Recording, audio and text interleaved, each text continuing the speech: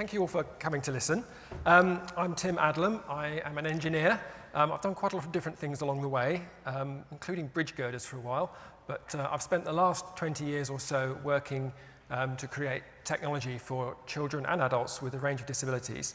And my talk today is about the work that I've been doing for about the last 10 years on seating for children with dystonia, with really severe dystonia. And this came out of a referral that we had from Great Ormond Street in 2006 for a child which they were unable to seat successfully. And we, at Designability, then started to think about how we could create something that would work. And we got kind of some of the way. Anyway, before we talk about that, I'd just like to talk a little bit about some of the... It is frustrating not having the slides on here. I wonder if we can get them. I can do it by hand. Yes, I would like to be able to see what I'm presenting from. So we tried to, just an introduction really to some of my thinking about disability and technology and the relationships between those. I know what I've been wanting to do, but it's been being able to put it into words has really helped with being able to think clearly. Being able to think clearly about what the purpose is of what I'm doing, and that then helps with making decisions as to what the priorities should be. Okay, so while Ilko's sorting this out, he's very good. So really so the foundation for that was something that we've found called the capability approach, which some of you might have come across. And this is a positive approach to disability, to what people, and thinking about what people can do. It's about real opportunities to do and be what people have reason to value. So there's some important words in there. The real opportunities bit is about things that you could do if you had the right thing in place or the right support in place. So playing in the park with your friends could be a real opportunity. Playing on the moon with your friends probably isn't a real opportunity. That's not something that would be within your capability. But running in the park with your friends might be something that's a real opportunity if you've got the right support. The do and be, that's things like playing football or being part of the team. And the value, the things that people take out of that are our relational things, how we relate to people, things like having fun, being able to express ourselves. So what's the foundations for this? Why are we doing this? Well, we have some good documents from the UN about the rights and opportunities for children. And there's some very explicit things in there about the rights of children with disabilities. At the bottom there you can see. About living a full and decent life with dignity, and this is the only qualified article in the convention, saying so far as is possible to be independent and play an active part in the community. And so actually my role, as I see it, is to make that as far as possible, as much as possible. And I think that's where many of us, and whether we're parents or whether we're professional people or whatever, that's where we can help to intervene to improve things for children, as well as all those other issues as well. So there's also a UN Convention on the Rights of Disabled People, and this is a list of things which people, all of us, like to do actually. These are about disabled people, but actually they're relevant to all of us. And they're things that we want. We want to be healthy, we want to be able to work, we want education, we want to be able to spend time with our families and so on. So some of you might have come across the ICF. This is a description of how the different aspects of a person's life interact with one another. And the three middle ones are ones that often get referred to within kind of clinical research and so on. And there's different areas that we can interact with and perhaps change things for people. So we can do things that affect the body, that affect how things work. We can do things that affect people's activities. And we can do things the things that we do, and we can do things that affect people's participation, how much they're able to be involved in those things. Then there's the environment, whether there's a ramp or not, or whether an organisation is supportive or not. Personal factors about how we feel about things or how we are, and health conditions as well. And as an engineer, I'm able to intervene in quite a lot of those, and other people, whether your parents and so on, it's worth thinking about the different places in which we can do things to help. So let's try and unpack it. If we're looking for a role for engineers, because there are not many of us that get to speak at conferences like this, we're trying to, for me, I'm trying to enable people to express themselves, to express their rights that are in those conventions, and enable people to explore and fulfill their capabilities to do and be the things that they value, the things that I value and the things that you value. And what we can do is we can help to make body structures and functions better. We can help things to work better. We can help people to do activities and provide the tools that they need, and then help people to get involved in things by perhaps supporting the way things can be organised, or enable people just to have the tool that they need for participating. And then also think about whether we can eliminate some of those environmental and personal limitations as well. So very quickly, we talk about assistive technology sometimes, about things as being things for disabled people. And we had a lovely example in the previous talk of how a wheelchair was a bit of a technology transformed a life and a family's life. But this device, I think, is really interesting. It's a Swiss thing. It's very fast. It's electric. But what is it? Is it a wheelchair or is it a work platform? You know, what could it be? These get used on ski slopes for towing things around and doing work. It's marketed as a work machine, but actually it's also a really interesting, very fast, very exciting wheelchair as well. So there's some interesting things happening in assistive technology at the moment where we're blurring those boundaries. We don't want to be defining technologies by who they're designed for, but what they're useful to do. And I think we need to think about how we change sometimes how things are provided so that so people have access to what they need, not just to things that are necessarily specifically designed for a disabled person. Because that ends up stifling creativity, stifles ways of delivering things, and stifles innovation. So, participation, this is what we're really aiming for. It's what we value. This is a little video of my son Jonathan in his wheelchair. He really wanted to have a go on this half pipe. He couldn't do it himself, so I decided to take him on there and give him some bit of excitement. And some lads came to watch while he was in there. Now, Jonathan was participating as much as he was able to at that time, but he wasn't doing it for himself, which is what he would really have loved to do. And in my work, I'm trying to think about how I can enable children to do things for themselves, and perhaps get a bit further than Jonathan and I did here, although it was pretty good fun. He was really chuffed that the boys were standing there saying, "Wow, that's so cool." For him, that was some significant participation. So let's get on to the seating work. So I've been doing this for just a bit over 10 years now. This is Tito with his mum at school. And Tito has dystonic cerebral palsy, quite severely. Couldn't really sit in things very well. And we wanted to try and make something comfortable for him and enable him to explore how he could move and discover what he could do. But many seats that children have at the moment actually fix them down and stop them from moving. Now, there are good reasons for this, because it helps people be stable, it helps people be safe and not fall out and fall on the floor, it keeps people in good posture, and it helps to maintain body shape, perhaps. But what we'd really like to do is to be able to provide that support and enable people to be functional as well. We don't want to be fixed and immobilised. Now, the closest experience I have to this is a long-haul flight to Canada and being stuck in the middle of the row seat for 7 hours. And for me, that's the closest I've been to mobilisation. It's really not very nice. So why do we want to fix children down for long periods of time and stop them exploring how they move? Children learn to move by exploring how to move. And when they are able to move, then they're able to use that movement to explore their world, to develop social relationships and to learn themselves. So I have to say, I did make a big mistake when I started this work, and I spent 9 months designing a seat which I thought would work, and then I found out in 20 seconds with a child who was quite complex that it didn't work, and he was very upset and I had to scrap it, which I just had to do, really. But I did spend some time with his mum afterwards, and I watched how she was holding him, and that's that sketch on the left there. And she was enabling him to move and extend when his extensor spasms were happening, but she was keeping his head and shoulders stable. And I thought that's a really effective way of holding him. It's working for him, it's comfortable for him, but it's also enabling him, his hands and his head control to be functional too. So we've built some prototypes. These are not very pretty, not fully functional, but with a bit of support from people, and we can start to work out how things should work and think about what they should do and gain some experience of working in this area.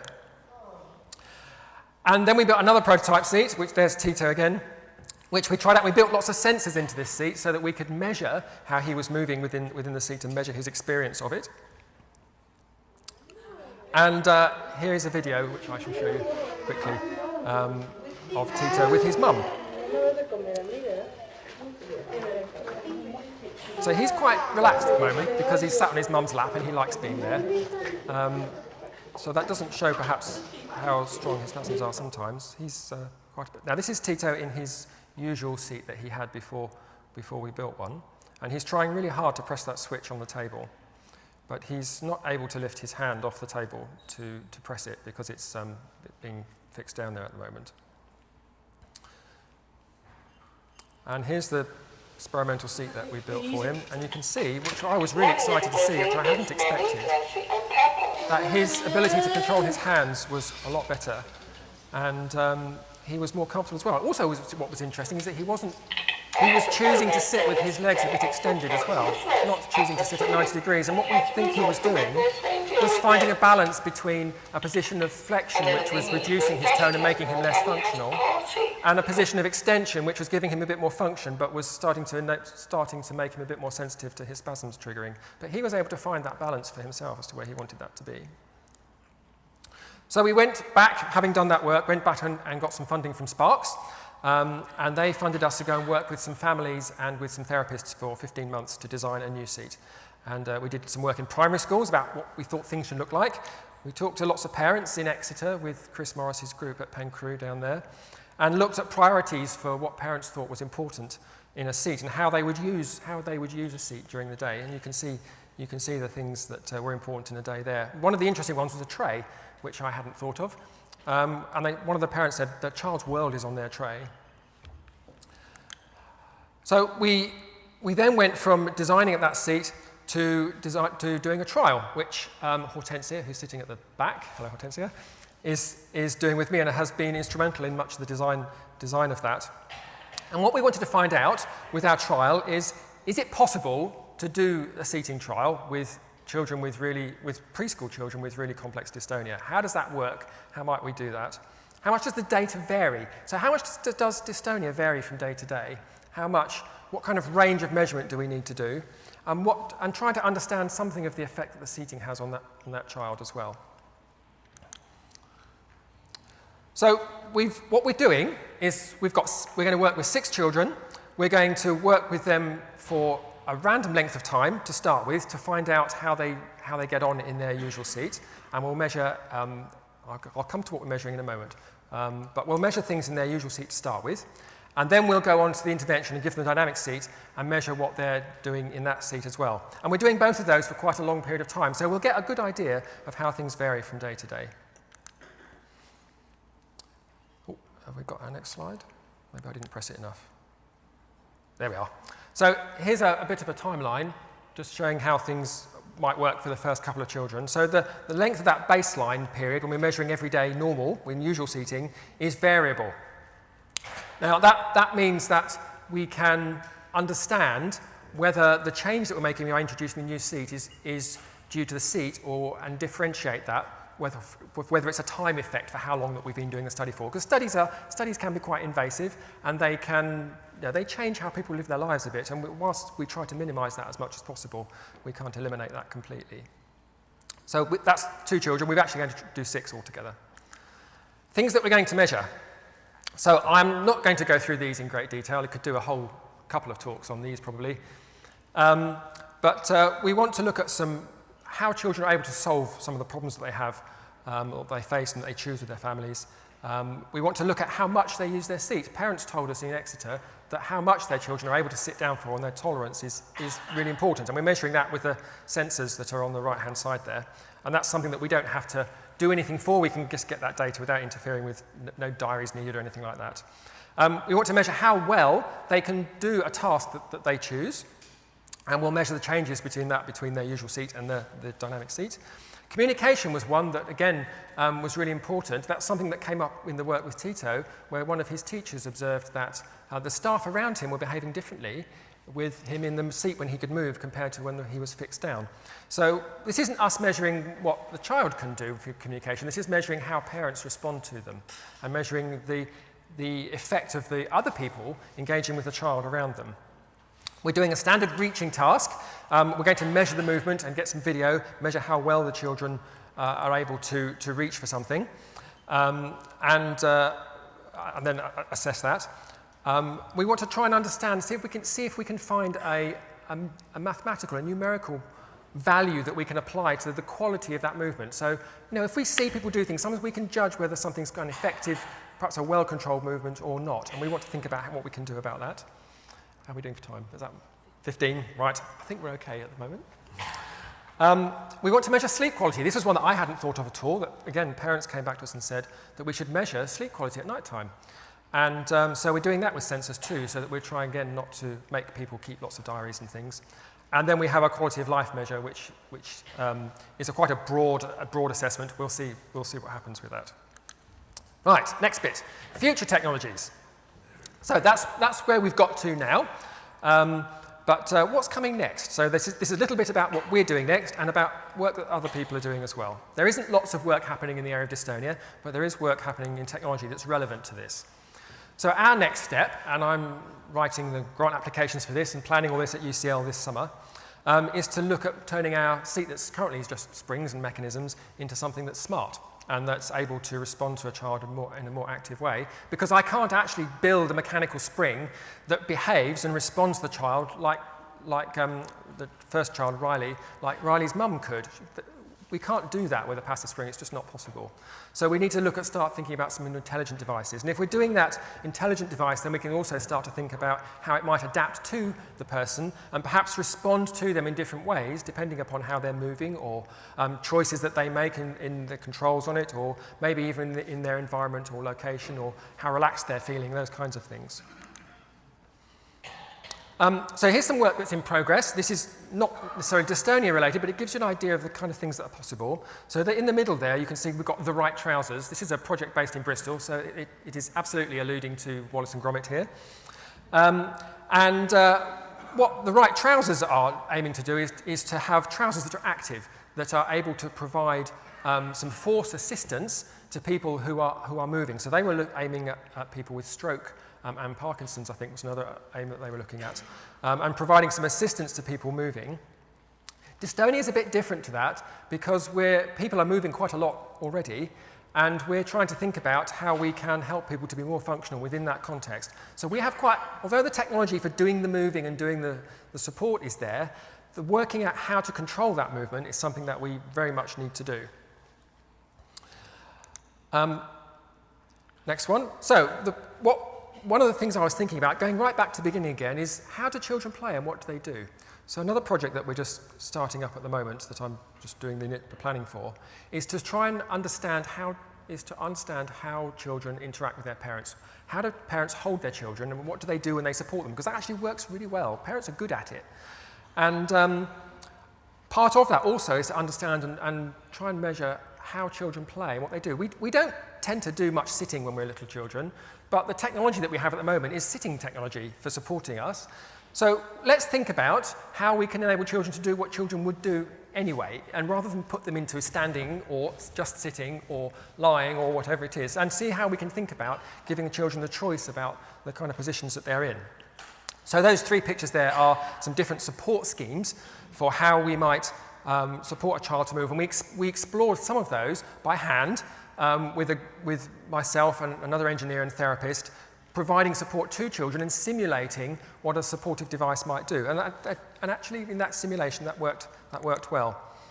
We're looking at some ideas which might not be very conventional in terms of what seats look like, and I don't really want to call this a seat because I don't think it will be. I've called it a support, and we're also thinking about how we can perhaps blur the boundaries again between orthotics and seating as well, and not have things that are big and heavy, but maybe there are ways in which we can support children a bit more intimately that are less obtrusive and enable them to be more versatile in what they do.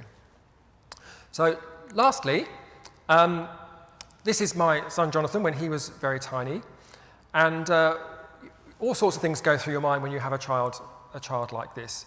For me, at hospital time was a real conflict in my mind. It was an engineer, and it was the most technologically intensive in places I've ever been, which was very exciting. But it was also my little boy in that incubator who I couldn't really quite get to. But what we found as Jonathan grew up, that he really wanted to do things, and we let him take risks, and we let him fall over an awful lot when he wanted to learn to roller skate, which eventually he did do. I never thought he would, but we let Jonathan try, and he did. And here he is on a recent holiday that we had. Jonathan wanted to ride, so he's been doing riding with RDA. If any of you feel like trying riding for the disabled, I expect some of you have. They are a fantastic organisation. They have evidence for the benefits of the work that they're doing. And Jonathan has disproved assumptions about what he can't do many times over. And I think for me, as an engineer, I want to enable other people to disprove assumptions about what they can't do and actually explore the boundaries of what is possible and what they can do. Thank you very much.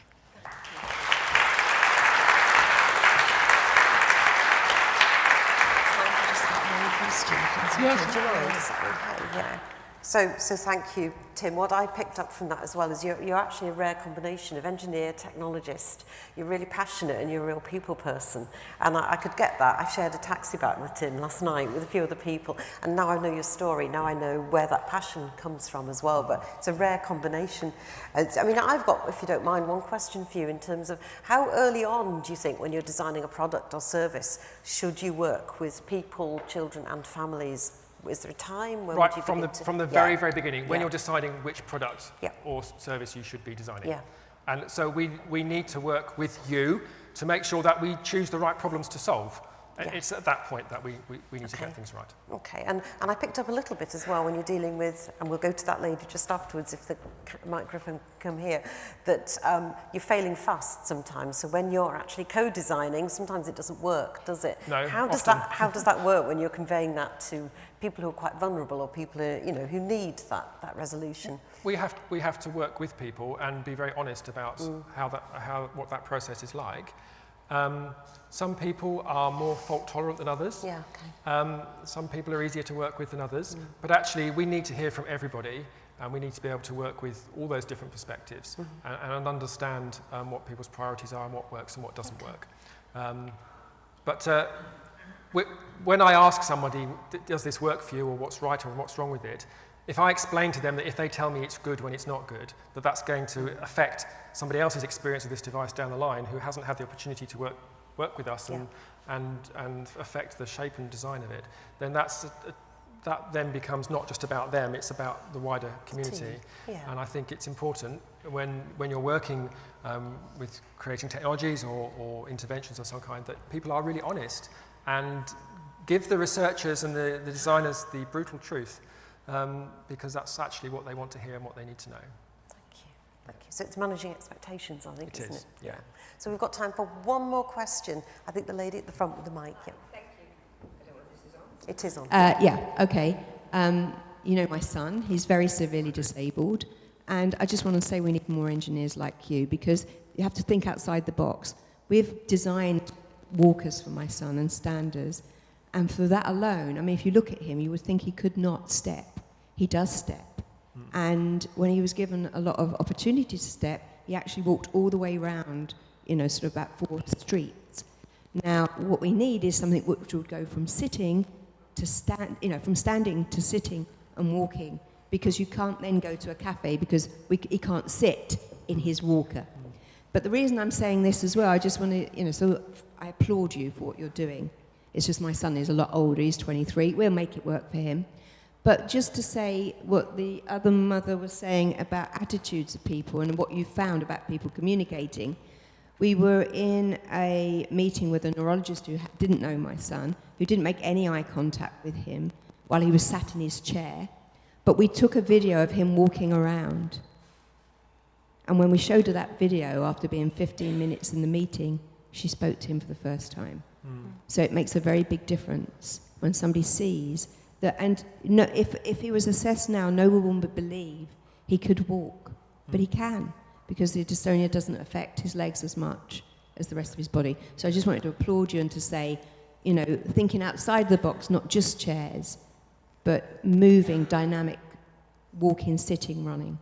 So thank you. Oh, well, thank you, Sue. Thank you. Thank you, Tim.